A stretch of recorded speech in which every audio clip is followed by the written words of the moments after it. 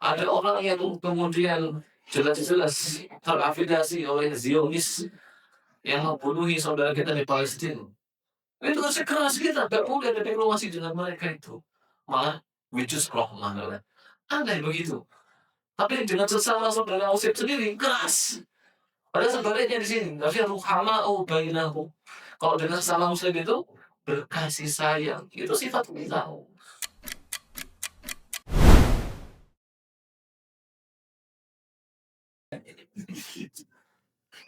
Bismillahirrahmanirrahim. Assalamualaikum warahmatullahi wabarakatuh. Innal hamdalillah nahmaduhu wa nasta'inuhu wa nastaghfiruh wa na'udzu billahi min shururi anfusina wa min sayyiati a'malina. Man yahdihillahu fala mudilla lahu wa man yudlil fala hadiya lahu. أشهد أن لا إله إلا الله وحده لا شريك له وأشهد أن محمدا عبده ورسوله لا نبي ولا رسول بعده. اللهم صل وسلم وبارك على نبينا محمد وعلى آله وأصحابه أجمعين. قال الله تعالى في كتابه الكريم: يا أيها الذين آمنوا اتقوا الله حق تقاته ولا تموتن إلا وأنتم مسلمون.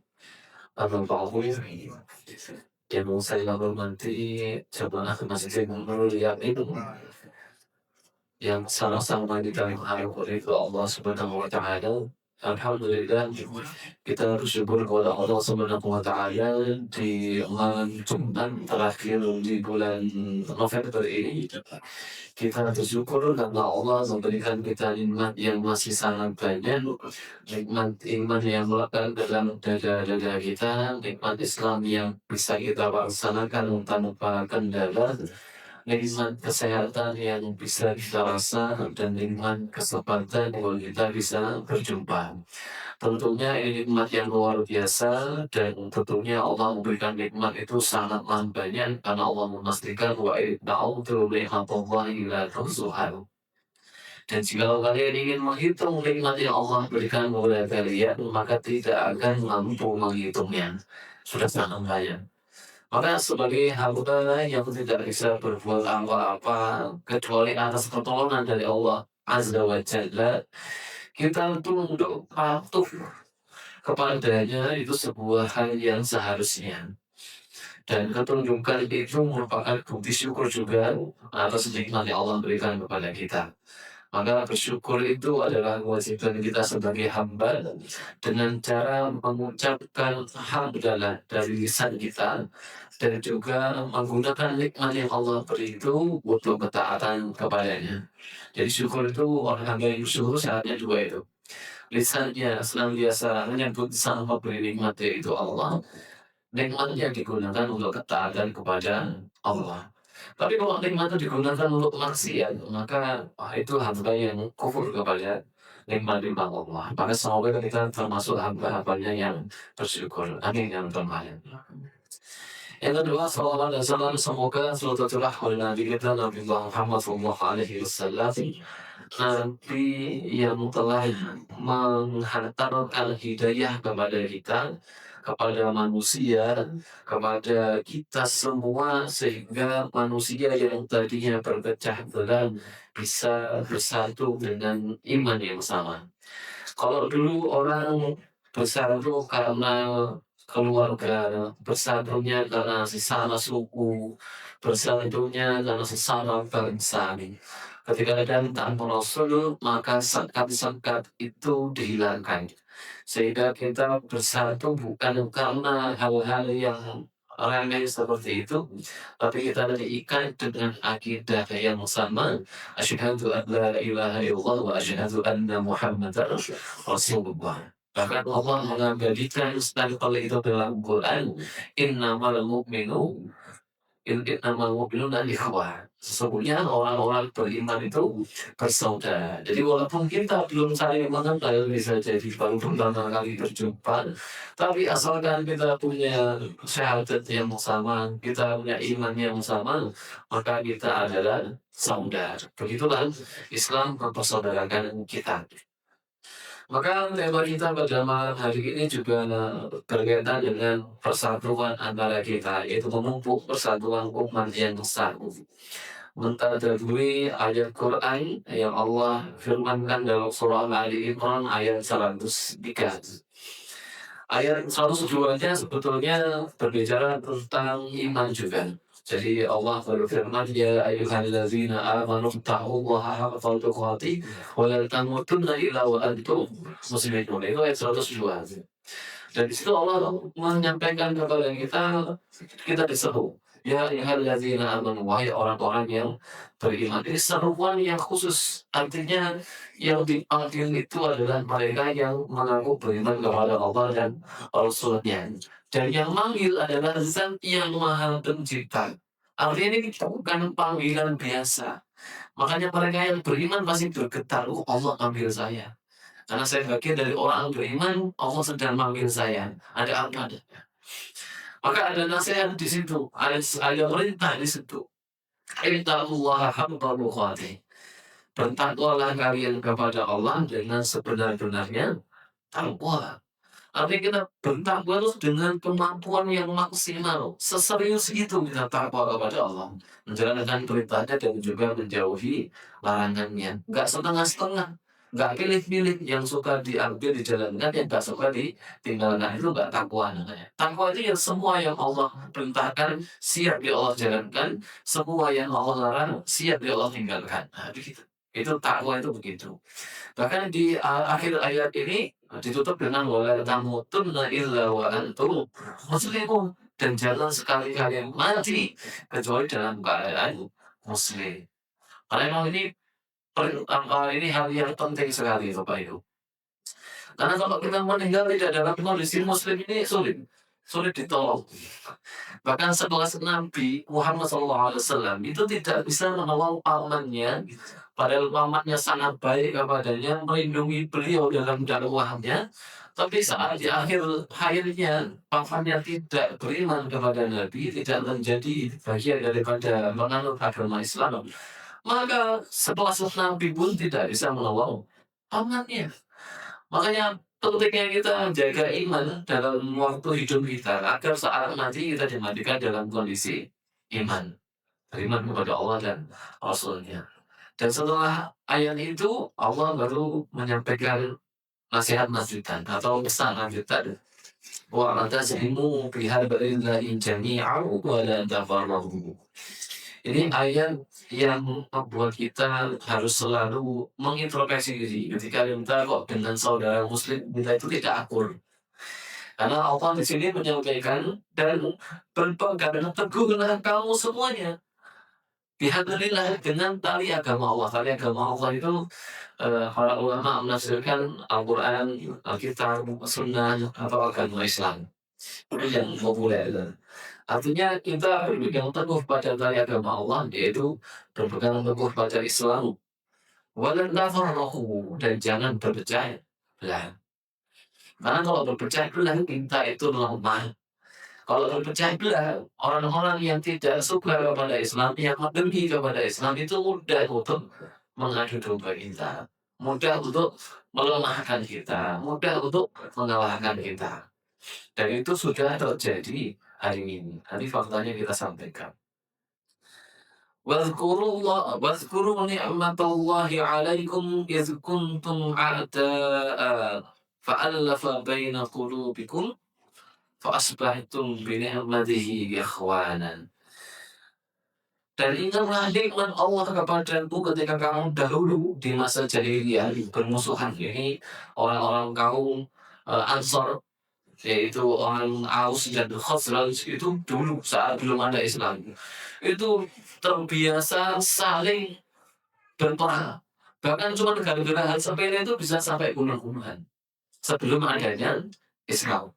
Makanya ini diingatkan kembali. Ingat nikmat Allah ketika Allah sudah beri kalian nikmat sehingga kalian bisa ikhwan, bisa bersaudara, tidak lagi bermusuhan. Karena bisa bersaudara itu nikmat yang luar biasa. Wa kuntum 'ala syafa hufratin minan nari fa anqadhakum minha. Dan kemudian uh, Sehingga dengan karunia-Nya kamu bersaudara, sedangkan ketika itu kamu berada di tepi jurang neraka, lalu Allah menyelamatkan kamu dari sana.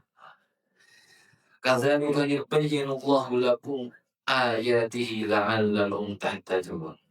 Demikianlah Allah menerangkan ayat-ayatnya kepadamu agar kamu mendapat petunjuk. Dari ayat ini kita dapatkan perintah pertama adalah perintah untuk bersatu, tidak berpecah belah.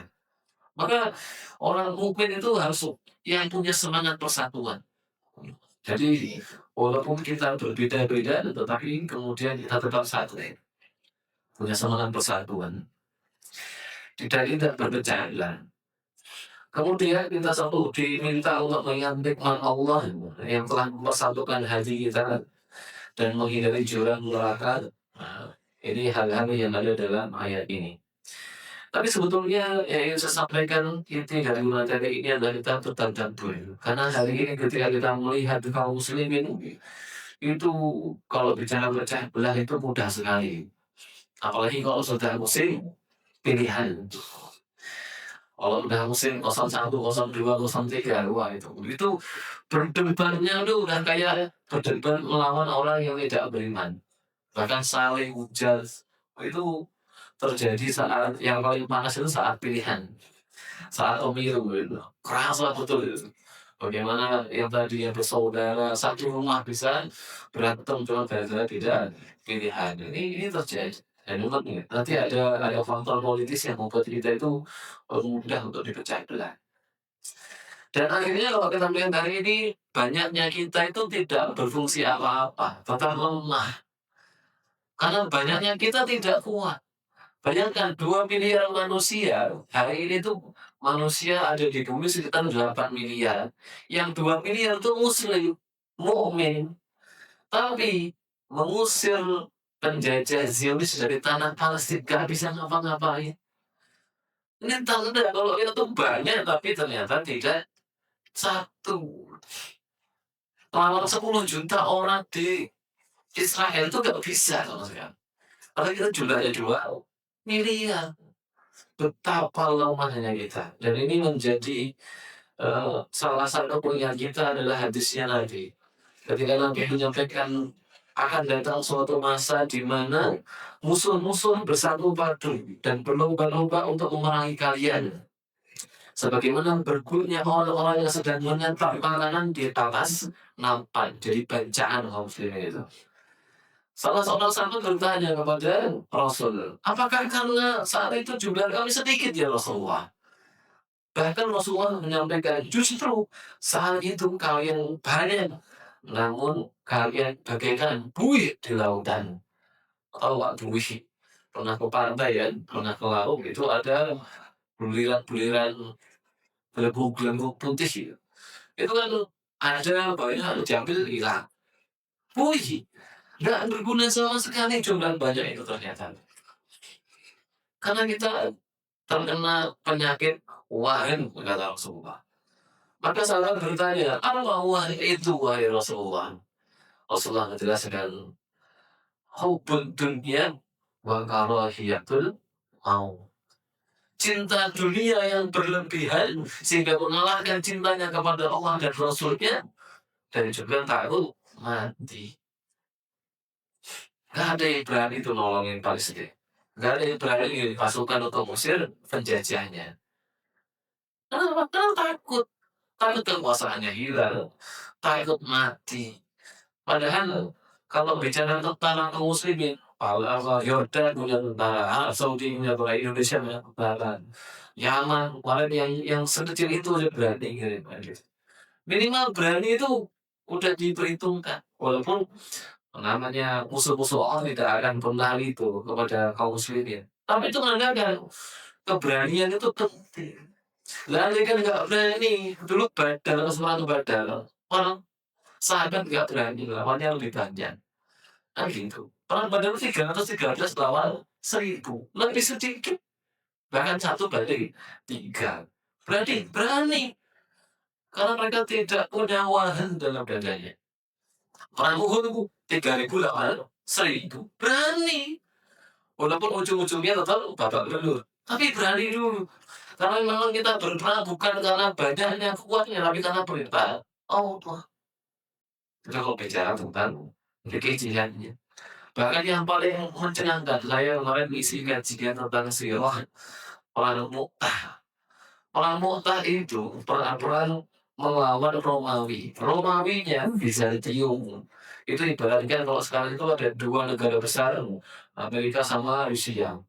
Rasul itu melawan dua negara dulu, namanya Persia sama Romawi. Romawi pasukannya banyak, jumlahnya 200.000. Kaum muslimin yang diutus Rasul cuma 3.000. 3.000 lawan 200.000. 1 banding 67. Tapi apakah mereka mundur? Tidak. Bahkan Abu Bakar Roha menyemangati kaum muslimin, wahai kaum muslimin, apa yang kalian takutkan? Kalau kita menang mulia, kalau mati itulah yang kita cari syahid, kan gitu. Dan kita tidak pernah memerangi manusia karena jumlahnya, karena kuatnya. Tapi kita mau memerangi manusia karena agama kita, gitu. Karena Islam memuliakan kita dengan agama ini. Jadi karena mereka nggak punya penyakit lawan, Bapak. Ya. Makanya penyakit lawan ini sangat bahaya sekali. Kalau itu mau hidup dalam dada kita. Dan bisa jadi kita bercandulah salah satunya karena kita punya penyakit lawan. Nggak mau ngumpul sama temennya, khawatir beda kelas kan gitu ya. Karena cinta pada dunianya dan seterusnya. Jadi hati-hati. Dan yang kedua, umat Islam itu terjebak dalam ikatan asobiyah yang merusak. Ini introspeksi untuk kita semua. Biasanya kalau yang awal-awal kajian atau awal-awal hijrah itu terkenai semangat asobiyah. Saya dulu juga kamu. Saya mau pokoknya jamaah saya paling benar loh gitu. Dulu begitu. Padahal ini ikatan yang kemudian Rasulullah celah. Bahkan dalam riwayat disebutkan di dalam riwayat Abu Dawud dari Majah, Fusailah binti Wazilah bin Al-Asqal, dari bapaknya dikatakan, aku berkata, apakah asobiyah itu ya Rasulullah? Maka beliau bersabda, anta'inu qaumaka al-zulm. Engkau menolong kaummu di atas kezaliman. Jadi asobiyah itu benar sama, pokoknya tak bela. Itu asobiyah. Pokoknya itu teman saya, pokoknya itu keluarga saya, pokoknya itu suku saya, pokoknya itu jamaah saya. Pokoknya benar salah tak bela, itu asobiyah. Dan kita nggak pernah disuruh Allah dan Rasul membela itu karena asobiyah, tidak pernah. Bahkan Rasulullah itu dulu di masa itu justru menghilangkan asobiyah itu. Sehingga kita berperang karena perintah Allah, karena membela itu yang benar. Bukan asalkan dia teman kita, bukan asalkan dia keluarga kita. Sehingga Islam itu kuat. Bahkan di sini Rasulullah mengatakan, waman kutila tahta royatin armiyah. Siapa saja yang terbunuh di bawah panji buta, maksudnya di bawah semangat untuk membela tapi tanpa jelas tujuannya, nggak jelas benar salahnya. Dia marah untuk kelompok dan berperang untuk kelompok, maka falaisa minkum nanti, maka dia bukan bagian daripada umatku. Sama.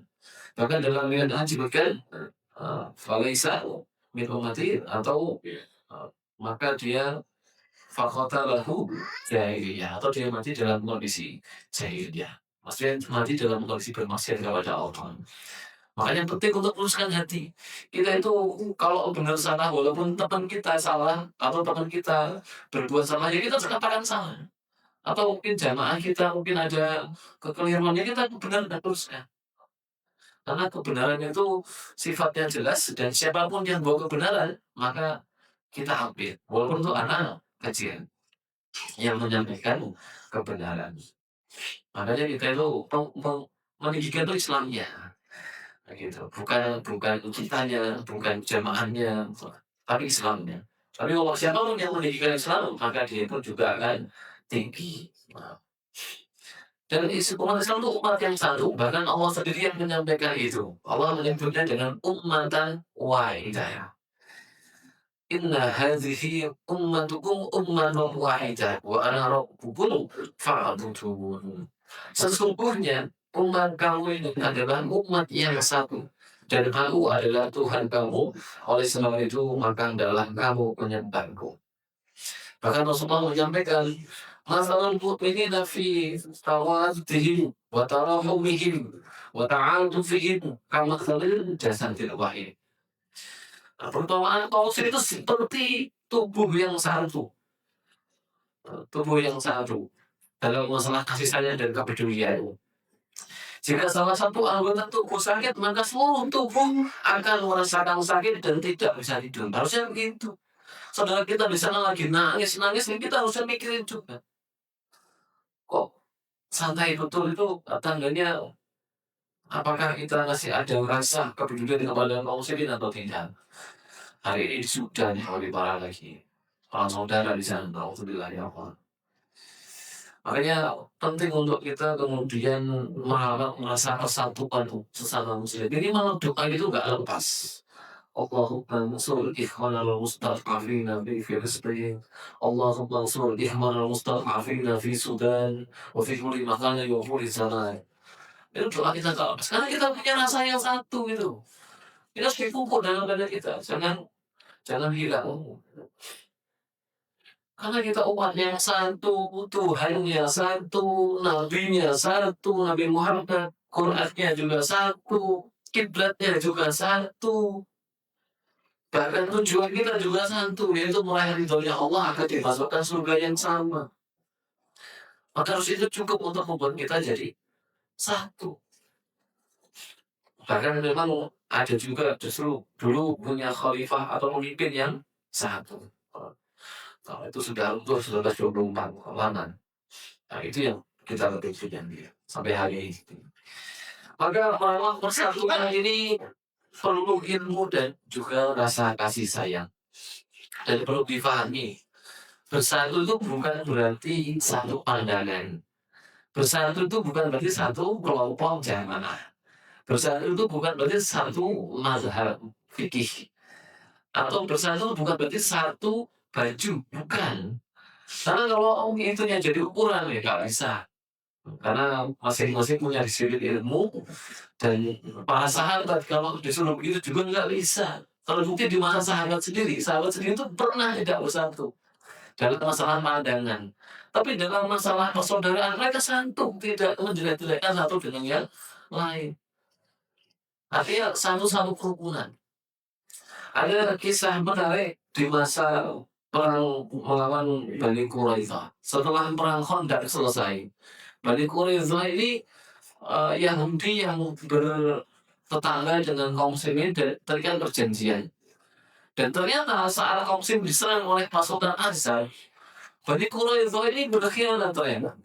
Mereka membuka diri bahkan mendukung pasukan Ahzab untuk memerangi kaum muslimin. Dan saat itu tiba, saat perang Ahzab, kaum Ahzab itu pulang, selesai tidak berhasil mengalahkan kaum muslimin, maka Rasulullah memakai baju perangnya dan menyampaikan, la yusallina ahadul asri illa fi Bani Quraisyah. Kalimatnya jelas. Jangan sholat sahur kecuali sudah sampai di tempatnya Bani Quraisyah. Kalimatnya jelas. Maka semua sahabat langsung berangkat serentak menuju tempatnya Bani Quraisyah. Jauh lumayan, walaupun bertanda tapi lumayan jauh. Sehingga ketika mereka berangkat itu terpecah menjadi dua sahabat ini. Ada yang wah ini kalau kita sampai Bani Quraisyah dari sholat asar, Isya baru sampai kita. Maka sebagian mereka akhirnya memutuskan untuk sholat asar di waktu asar. Sebagian yang lain, kan Rasulullah bilang jangan sholat asar sebelum sampai di tempatnya Bani Quraisyah. Maka sebagian berjalan sampai di tempatnya Bani Quraisyah dan belum sholat asar di sana dirapel dengan sholat yang lain. Sementara sebagian memahaminya ini maknanya suruh cepat-cepat. Tapi kalau udah sholat kan begitu. Akhirnya sebagian mereka sholat, sebagian mereka lanjut. Bahkan mereka mengatakan jadinya kita tidak akan sholat sampai kita datang di perkampungan mereka. Sedangkan yang lain mengatakan tidak, kita harus sholat dulu. Sebab bukan itu yang diinginkan Nabi. Kemudian mereka saling adu ke Nabi. Saling adu ke Nabi. Ya Nabi, si Fulan ini tadi sholat asar dulu. Ya Nabi, daripada dia, kalau bahasa kita begitu. Masa sholat asar di waktu isya? Saling diadukan kepada Nabi. Bukankah sahabat itu satu? Iya satu. Tapi dalam masalah pandangan ternyata mereka punya pandangan fikih yang berbeda. Dan mereka saling mengadukan kepada Nabi. Apa yang terjadi? Kemudian peristiwa itu diceritakan kepada Nabi dan beliau tidak menyalahkan siapapun di antara mereka. Tidak. Bagaimana perbedaan itu memang ada. Maka yang dimaksud bersatu bukan harus satu pandangan, harus satu mazhab fikih, bukan satu jamaah, tapi asalkan punya akidah yang sama, kita satu, kita saudara. Nah, begitu. Memandang saudara itu. Makanya dalam menumpuk rasa saudara ini perlu dengan ilmu. Makanya kita harus tahu ada dalam agama kita itu perkara-perkara yang usulian, ada perkara-perkara yang furu'iyan. Dalam masalah fikih itu banyak furu'iyahnya, banyak furu'iyahnya. Yang paling yang paling sering dibahas itu kunut atau tidak kunut dalam subuh kan gitu ya. Dan ini Bapak Ibu jangan mengira ini masalah Muhammadiyah sampai NU, bukan. Ini masalahnya mazhab Maliki, mazhab Syafi'i, mazhab Hanafi, mazhab Hambali beda-beda. Jadi ini masalah yang sudah sangat jauh, panjang. Jadi jangan dikira oh kalau kunut itu siapa? Kunut itu kayaknya kalau nggak mau dan Muhammadiyah enggak, bukan begitu. Tapi ini dalam ranah mazhab fikih memang dalam hal itu sudah berbeda. Mazhab Hanafi, guru kami menjelaskan mazhab Hanafi itu membid'ahkan kunut. Mazhab Maliki itu kunut, tapi sebelum rukun. Jadi setelah walam yakul lahu kufuwan ahad, angkat tangan. Apa malah nggak angkat tangan. Dia untuk baca kunut, tapi sir. Itu mazhab Maliki. Mazhab Syafi'i kunut setelah ruku. Sami Allahu liman hamidah. Allahumma hdina fi man hadait. Mazhab Hambali tidak kunut, tapi kunutnya nanti pas Ramadan. Di tanggal 16 sampai akhir Ramadan.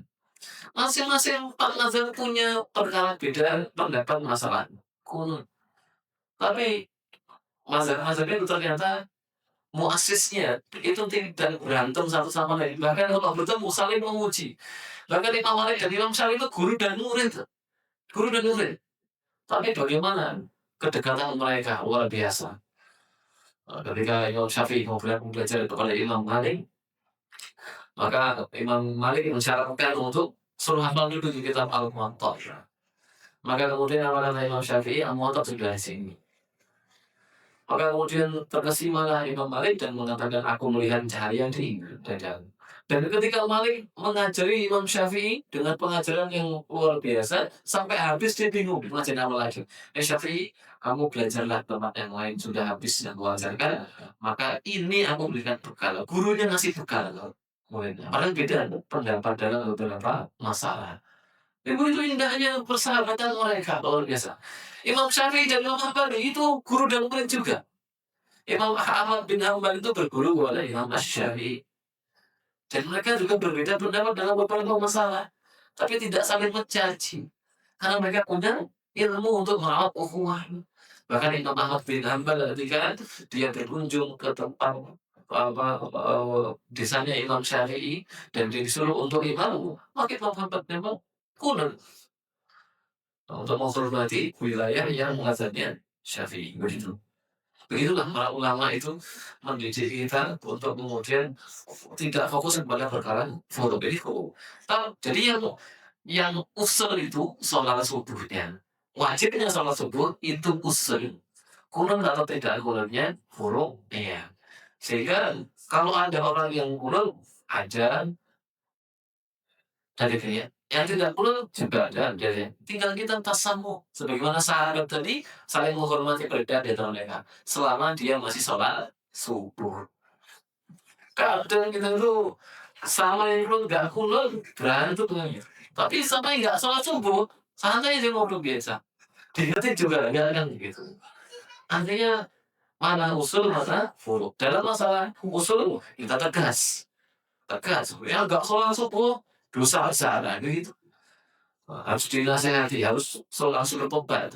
Karena itu perkara wajib, usul dalam agama. Tapi kalau nggak aman, ya alhamdulillah. Gitu. Silakan aja. Pendapat yang paling kuat silakan ya. Itu indah jadinya. Jadi kita tidak kemudian saling berantem di masalah yang sebetulnya itu tidak perlu berantem. Yang paling yang juga viral atau sering dibahas lagi, perkara isbat tidak isbat. Ini sering saya sampaikan bahwasanya yang usul adalah menutup aurat, gitu. Dan aurat itu dari dengkul sampai dengan pusat. Nah, itu yang wajib ditutup bagi laki-laki. Dan juga yang usul itu sombong. Sombong itu usul, haram. Nggak boleh sombong. Maka menutup aurat itu usul, sombong itu juga perkara usul. Tidak ada perbedaan pendapat. Menurut Allah wajib, sombong itu haram. Tapi terkait masalah isbal tidak isbal di bawah mata kaki atau tidak di bawah mata kaki, itu para ulama membahas ya. Guru kami menjelaskan itu panjang betul diskusi antara para ulama dan mereka sepakat akhirnya di pada masalah tertentu. Kalau isbatnya dengan khuyala, dengan sombong, sepakat. Kalau nggak boleh. Tapi kalau dia isbat dan tidak sombong, itu masih ada khilafiyah, ada yang boleh, ada yang tidak boleh. Tapi kalau nggak nutup aurat, pasti salah sudah. Pakai celana segini, gitu, pakai celana di atas dengkul, gitu. Masih salah sudah. Maka harusnya kita fokus ke masalah-masalah yang usul. Dan tidak dan saling bertasamu berlapang dada dalam masalah yang furo. Dan itu banyak banget cabangnya dalam fikih. Sehingga nanti kita bisa saling punya sudut pandang yang banyak. Selama pendapat itu masih pendapat yang islami, kita menghormati. Diskusi boleh, debat boleh, tapi ujung-ujungnya nah, kamu pendapatku ini benar, tapi ada kemungkinan salah. Dan pendapatku itu salah, tapi ada kemungkinan benar. Jadi kita tetap bersaudara dan tahu. Oh, wah, nah itu indah. Imam Syafi'i ketika berdiskusi begitu. Kok ujung-ujungnya kita agree to disagree, kita sepakat atau tidak sepakat ya sudah. Tapi kita tetap satu masjid, tetap satu jamaah, tetap satu jamaah, tetap satu sholat gitu. Itu indah itu, sehingga nanti kita ketemu siapa saja, itu enak. Bawaannya yang kita bahas adalah perkara-perkara yang menyatukan, bukan yang kemudian memecah belah. Makanya diundang siapapun datang. Makanya dulu saya itu alhamdulillah pindah ke Lampung, dari Lampung situ macam-macam kajiannya. Kalau dulu masih di Jawa Timur mungkin saya akan terkungkung dengan satu majelis saja. Dan ketika bertemu di Bandar Lampung ternyata majelis banyak banget. Saya waktu masih di Jawa karena memang rutinitasnya dulu di bapak saya santri di pondok, makanya amaliyahnya amalian Nahdlatul Ulama. Ketika kemudian pindah ke Bandar Lampung bertemu dengan kajian-kajian pas kuliah, saya ikut IMM, Ikatan Muhammadiyah, Ikatan Mahasiswa Muhammadiyah.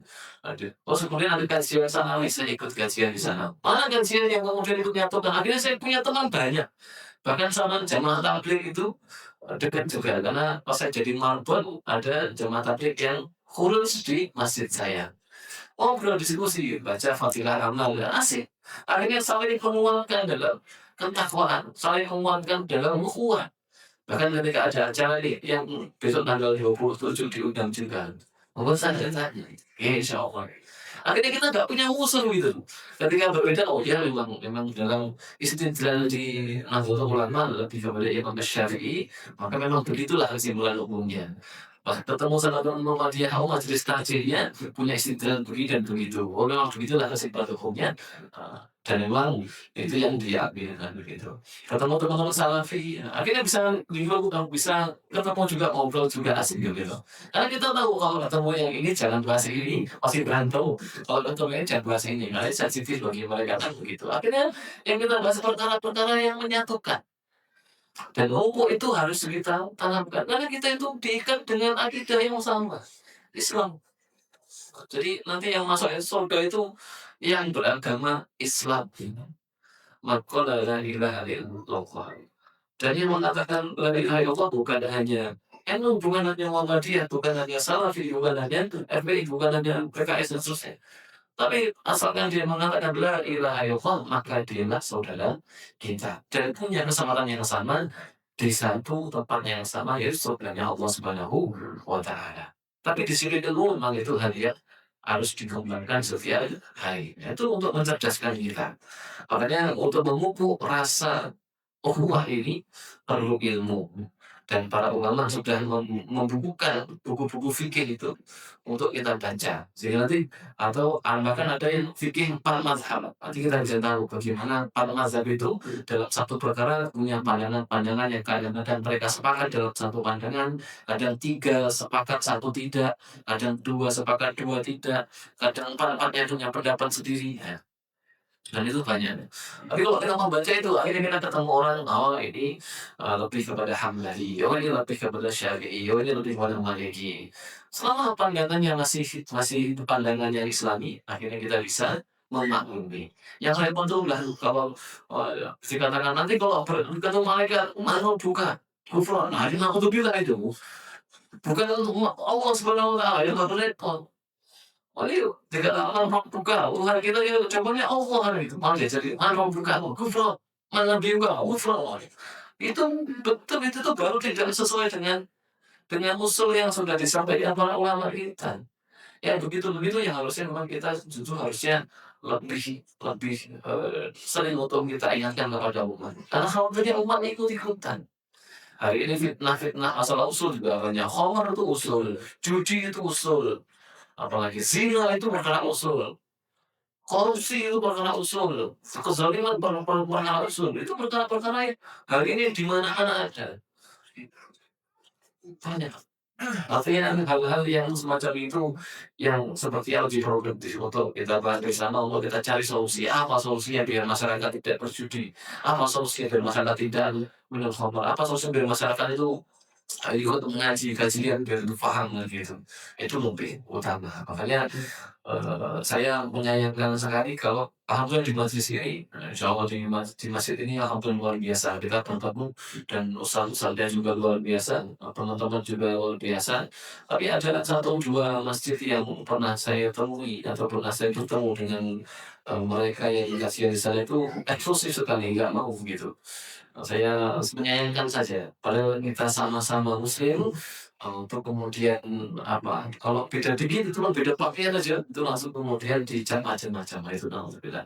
Saya rasa kita harus punya kedewasaan diri dalam memandang sesama muslim, karena sesama muslim itu bersaudara. Bahkan disebutkan dalam surah Al-Fat ayat 29, di situ saya senang kalau tadi membaca ayat ini, Muhammadur Rasulullah. Muhammad itu adalah utusan Allah.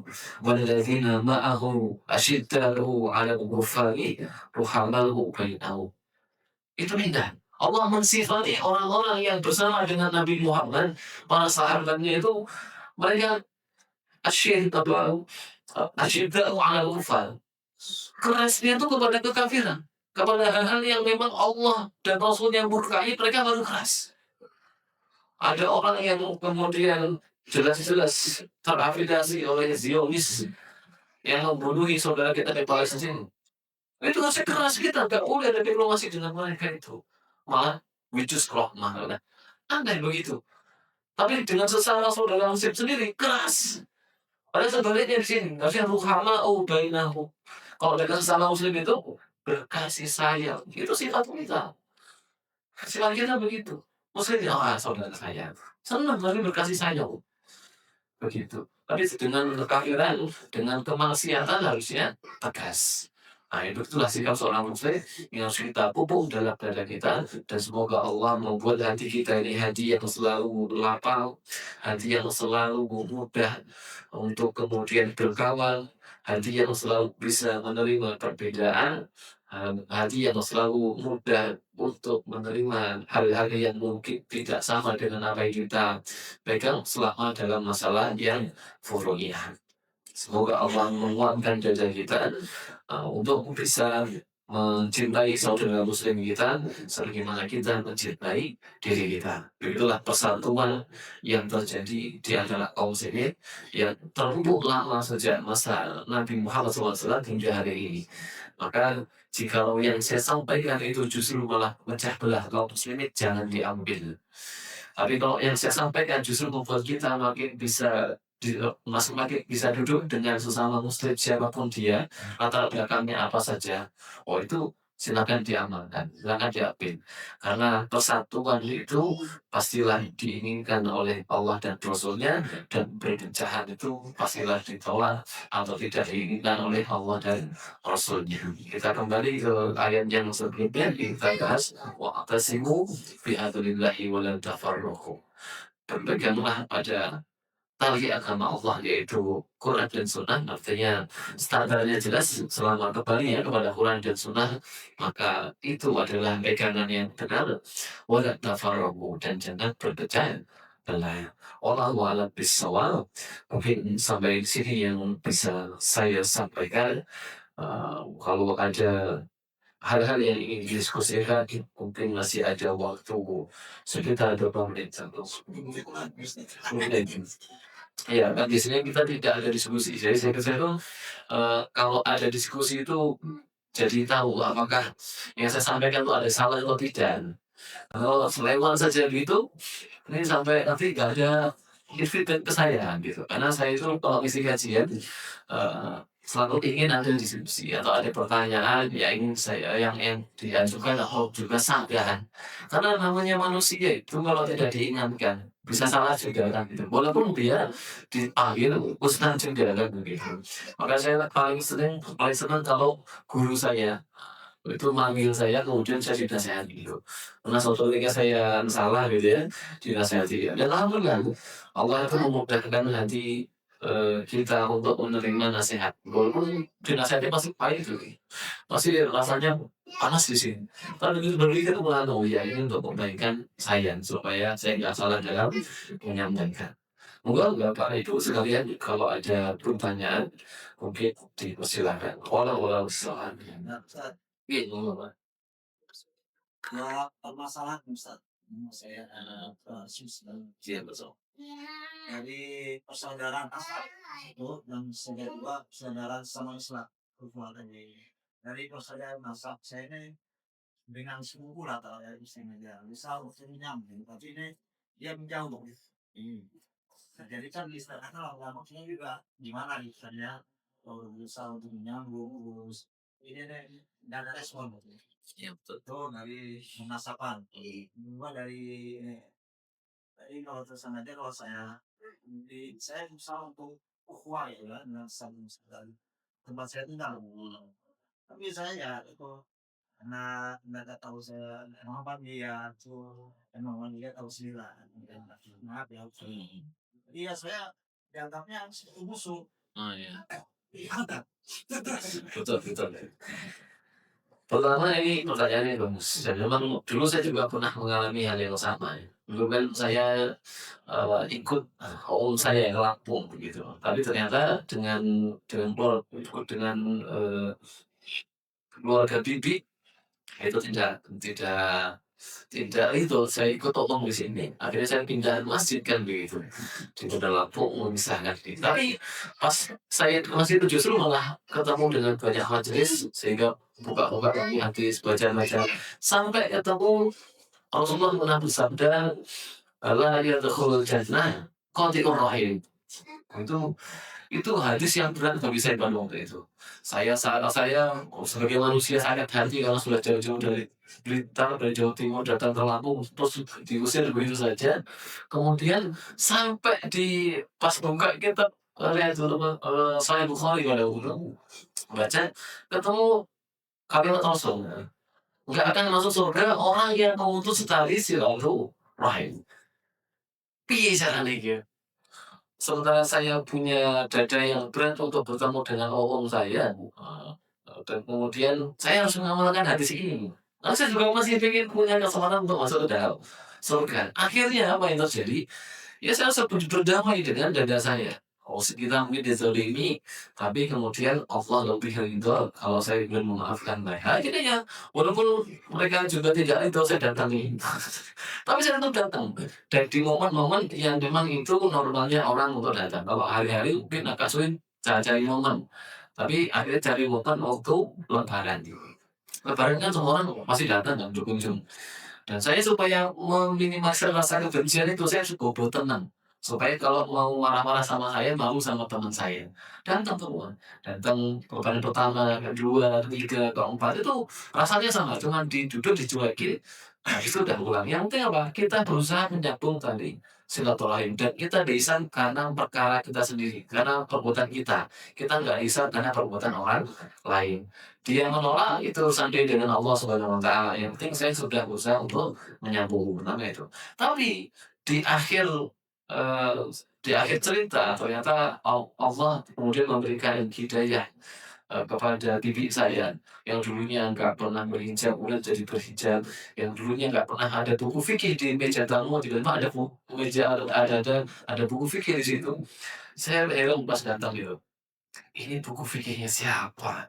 Saya tahu betul Allah sama bibi saya tuh nggak pernah baca-baca beginian kan gitu. Kok ada buku fikih begini? Ternyata begitu bibi saya datang sudah berhijau dan datang langsung minta maaf, "Ini minta maaf ya," gitu. Itu waktunya lama dan ketika dia minta maaf, itu semua rasa yang dulu itu ada, rasanya langsung tidak ada rasa berat lagi dalam dada saya. Itu bagaimana Allah memberikan kemudahan dalam kita menjalankan perintah Allah untuk tidak memutus tali silaturahim. Dan mungkin kasusnya Bapak sama juga kita udah berusaha nyambung tapi sepupunya malah jauh terus. Yang penting kita tidak memutus, kita berusaha untuk menyambung, kita hubungi, kita datangi. Kok yang di sana ya kemudian menolak, ya kita sambil doakan semoga Allah memulihkan hatinya, kemudian mau untuk berkomunikasi dengan kita kembali. Itu masalah hidayah yang mana Allah berikan kepada sepupu Bapak semoga. Itu yang pertama. Yang kedua, terkait kita, ya kita kepada sesama muslim yang mungkin mereka melihat kita sebelah mata, saya juga sama kalau di rumah itu, saya itu ada kisah lucu Bapak Ibu. Jadi saya itu jadi imam di masjid saya sendiri di samping rumah begitu ya. Tapi saya kesibukan di Bandar Lampung, saya tinggal di Lumatang. Dan saat saya imam itu kan bacaan saya alhamdulillahnya sudah tersertifikasi metode UMI kan gitu ya. Tapi saya dikoreksi oleh, Pak RT di situ, yang saya tidak tahu apakah dia itu punya punya masalah dengan saya atau tidak, tapi saya rasa saya nggak punya masalah dengan beliau.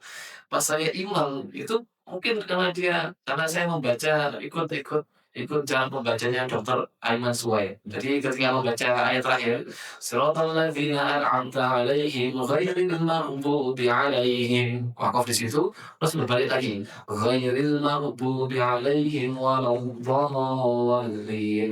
Karena kata Dokter Aiman Suwaid ini yang paling kuat, kayak gitu, begitu. Tapi ternyata pas saya amalkan di masjid saya, ditegur saya, "Selama saya sholat itu gak pernah ketemu Al-Fatihah yang begini itu." Akhirnya apa? "Oh gitu Pak ya? Oh ya baik Pak, nanti saya perbaiki Pak." Akhirnya, begitu saya imam lagi, saya sambung. Jadi satu nafas itu ayat ke-7-nya, saya satu nafas kan. Dan itu memang, boleh juga selama napasnya sampai. Awalnya saya nggak nyampe karena berharap supaya tidak ada kritikan dari masyarakat dan masyarakat suka dengan imamnya, maka saya berusaha untuk menyambung satu napas, latihan itu, supaya bisa satu napas. Ternyata Bapak tadi memang jarang ke masjid. Jadi pas saya imam nggak pernah ke masjid kan, sementara saya jarang di rumah. Kalau nggak subuh, ya maghrib atau isya. Itu di rumahnya begitu aja.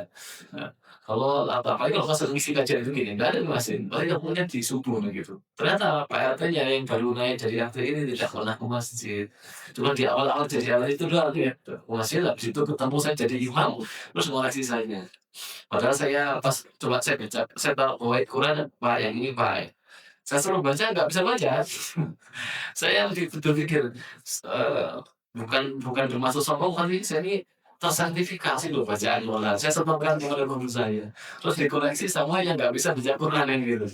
Ini saya yang salah, atau beliau yang salah, saya kan begitu akhirnya. Tapi kemudian juga tetap kita berusaha maksimal mungkin walaupun mungkin pendapat bacaan yang paling kuat adalah memotong dan mengulang, tapi ternyata, ketika diamalkan kok membuat jamaah itu tidak suka atau jamaah menjadi berpecah, akhirnya kita ambil pendapat yang juga boleh untuk dibaca gitu.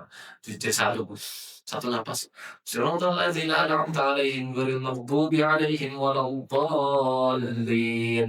Amin. Dan satu napas itu kalau posisi duduk begini masih masih enak, tapi kalau baca tartil jadi imam ya harus nambah nafas dulu, nah gitu, panjang, nah begitu. Walaupun ada pendapat terkuat, tapi kalau pendapat yang mungkin, tidak lebih kuat atau lebih menyatukan umat, kita pakai yang itu.